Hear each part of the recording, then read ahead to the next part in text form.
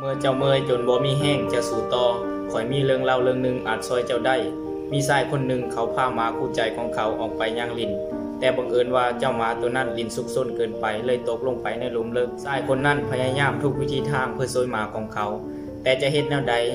ก็บ่สามารถช่วยเจ้าหมานั้นได้จนเวลาผ่านไป3 วันเจ้าหมาตัวนั้นมันรู้สึกทรมานอย่างหลงหลายเพราะมันต้องทนกับความมืดมันรู้สึกเมื่อยและท้อที่พยายามหาวิธีเพื่อออกจากคุกนั้น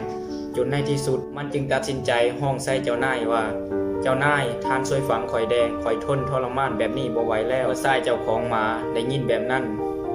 เขาก็รู้สึกเวทนาเจ้าหมาตัวนั้นอย่างหลงหลายจนในที่สุดเขาค่อยๆตักดินแล้วถอกลงใส่หลุมแต่เมื่อดินถูกเทลงใส่หลังเจ้าหมาตัวนั้นมันรู้สึกหนักมันจึงสลัดดินออกจากหลังของมันแล้วมันก็เหยียบดินที่สลัดลงจากหลังนั่นเฮ็ดให้พื้นดินที่เจ้าหมาตัวนั้น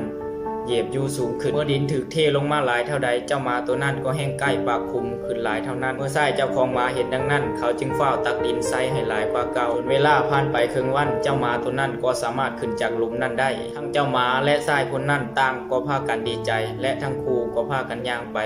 เลาะลิ้นเหมือนปกติเมื่อเจ้ากำลังพบกับเรื่องโหดร้ายในชีวิตเจ้าเหมือนเจ้าหมาตัวนั้นที่อยู่ใต้คุกเจ้ารู้สึกหนักรู้สึกเมื่อยรู้สึกท้อกับปัญหาต่างๆที่ถาโถมเข้ามาในชีวิตอย่างบ่หยุดย่อนจนบางที่เจ้าอยากจะหยุดสู้และยอมแพ้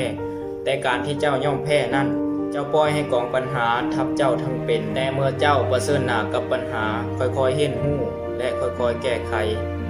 และใช้ประโยชน์จากปัญหานั้นเจ้าจะสามารถออกจากปัญหานั้นได้ในที่สุดเหมือนกับเจ้าหมาตัวนั้นมันสลัดดินอย่างหลงหลายออกจากหลังของมันเห็นหู้ที่จะเหยียบดินนั้นให้สูงขึ้นจนมันสามารถออกจากหลุมได้ในที่สุดอับราฮัมลิงคอล์นอดีตประธานาธิบดีของสหรัฐอเมริกา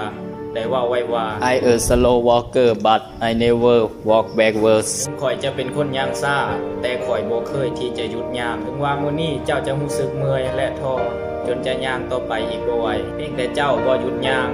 ค่อยๆย่างทีละบาททีละบาทค่อยๆแก้ไขปัญหาทีละจุดทีละจุดค่อยๆเห็นหู้และใช้ประโยชน์จากปัญหานั้นและเมื่อเจ้าผ่านปัญหาต่างๆอย่างลงหลายขึ้นเท่าใดเจ้าก็จะเข้าใกล้เส้นทางแห่งความสำเร็จหลายขึ้นเท่านั้นขอเป็นกำลังใจให้ทุกท่านต่อสู้กับปัญหาต่างๆในชีวิต The problem about life